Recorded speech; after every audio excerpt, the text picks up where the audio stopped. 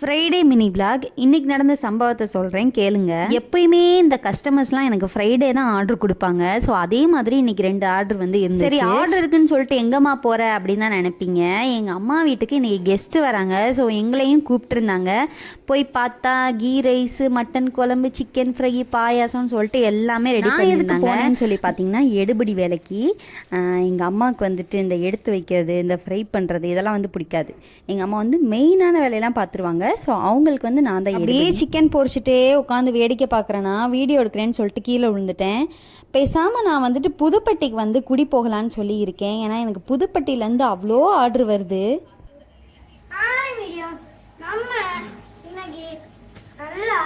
சாப்பிட்டு முடிச்சதோட அந்த ட்ரெஸ்ஸை போடவே முடியல. உடனே நைட்டிக்கு மாறியாச்சு. இந்த கஸ்டமர் வந்துட்டு ஓமன்லேருந்து ஆர்டர் பண்ணியிருந்தாங்க அவங்களோட பேரண்ட்ஸ்க்காக.